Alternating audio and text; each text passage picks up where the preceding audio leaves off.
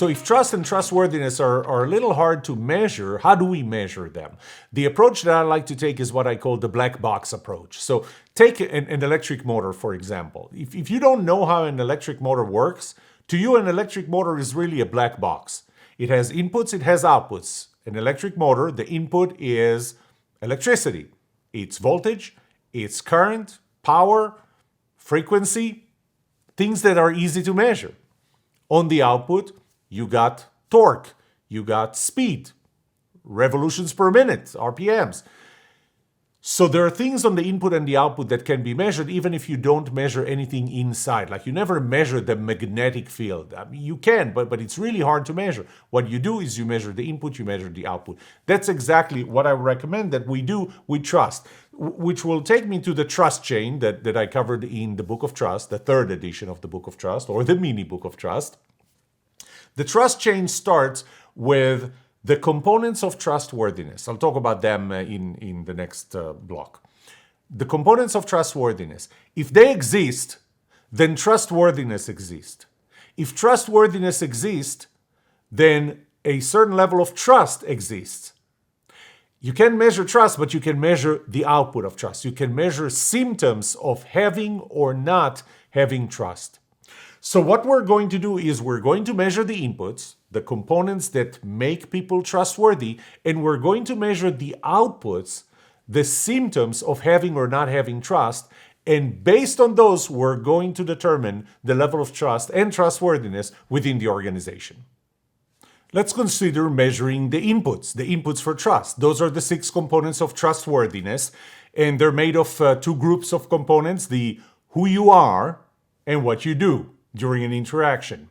The who you are would be competence, personality compatibility, and symmetry, and fairness is part of it. The what you do is what you do during an interaction, and that is the positivity of what you contribute into an interaction, the time, and the intimacy. Time, how long you spend together, how frequently you meet, how predictable are the meetings? Are they ad hoc or are they scheduled? And the intimacy of communications, email versus face-to-face, one-on-one, in person. Now, I'm not saying that to have a high level of trust, all the meetings have to be in person, one-on-one, and very high intimacy, but it's the balance between them. When I talk about the personality compatibility, that varies with different people. And this is why you can't really measure the overall level of personality compatibility without actually determining the level of personality compatibility between every 2 people. And by the way, even that is different in both directions.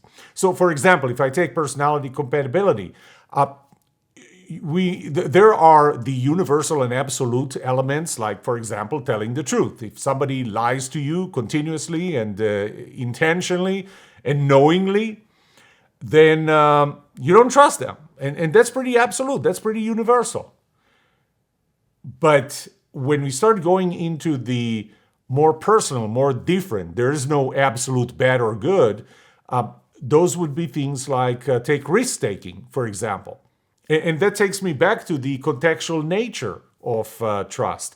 Risk-taking in a production line job, not very appreciated. So if you have someone in accounting that is taking a lot of risk with how they structure their accounting reports, well, that's not a high trust factor. On the other hand, marketing, you're looking for creativity. You're looking for breaking the rules. You're looking for somebody who pushes the envelopes. The same with product creativity, the innovation. Innovation has to be something where you're willing to take risks, try things, and fail. So it's contextual and it is personal. Those are the inputs. Those are on the input side. And you're going to be able to measure them a lot more than just put a number on trustworthiness or trust. So we're going to reflect on trustworthiness and trust as a function of those inputs. So if the inputs exist and the inputs are the leading indicators, if they exist, that means that we're going to have trustworthiness, and we're going to assume that if we have trustworthiness, obviously, trust is the product of trustworthiness and trustability, and you can only do something about your own trustworthiness. But if we measure the inputs, and the inputs are good, that means that there's trustworthiness and probably trust.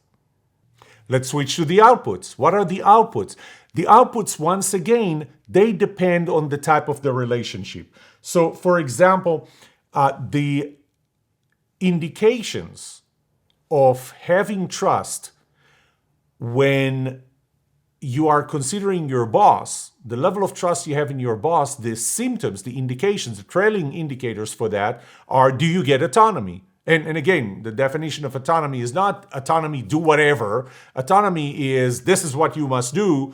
You decide how to do it. So do you get autonomy, or does it rank on the other side of the scale? Your boss gives you complete bureaucracy, do exactly this. They micromanage you. The more autonomy you get from your boss, that means that your boss has a higher level of trust in you. Because they're not going to, if they don't trust you, they're not going to give you autonomy. If they give you bureaucracy, they probably don't trust you. The other way around, the level of trust that employees have in their bosses will be a symptom of whether they trust their bosses or not. If they are fully accountable, if they're willing to take risks, if they're willing to come back with bad news, then they trust you as a boss, as their boss.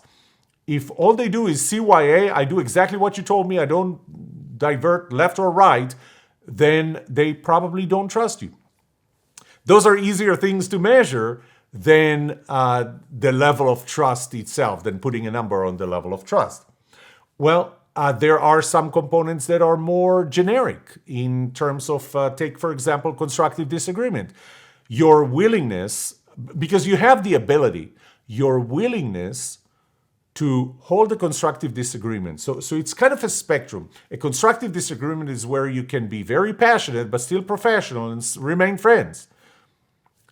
A destructive disagreement, on the other hand, is when you become personal. Everything becomes personal. It's not an argument anymore. It's not a disagreement. It's a conflict. It's war. It's a battle. It's personal. It's emotional. It's irrational. And it's definitely not productive. The other side of it is the ultra nice disagreement, which is not really a disagreement. It's just, I'm just going to tell you what you want to hear. I'm not telling you what I really feel. This is the politically correct disagreement, or not even disagreement, because you're not going to disagree. You're trying to avoid disagreement. This is when you have the meeting before the meeting after the meeting, just not the meeting during the meeting. This is when things are settled in hallways and private offices and one-on-one, rather than as a team when you can be the most productive. So where you rank on that reflects on the level of trust that you have in the team. So once again, easier to measure. It's a lot easier to ask a person to describe the level of disagreements that they have, or how do they disagree, than it is to try and ask them the level of trust. But you can infer from it, because the constructive disagreement or level of disagreement is a trailing indicator, is an output, is a symptom of whether you have or not have trust. Another one is your willingness to be vulnerable. Another one is your willingness to give feedback. Another one is your receptivity to feedback. Those are a little more generic, and they reflect on the level of trust, because you're not willing to be vulnerable with another person if you don't trust them. You're not willing to ask stupid questions. You're not willing to ask tough questions. You're not willing to give feedback if you don't trust the other person. This is the shorter video version of the Trust Show podcast. You can listen to the full episode anywhere you listen to your favorite podcasts.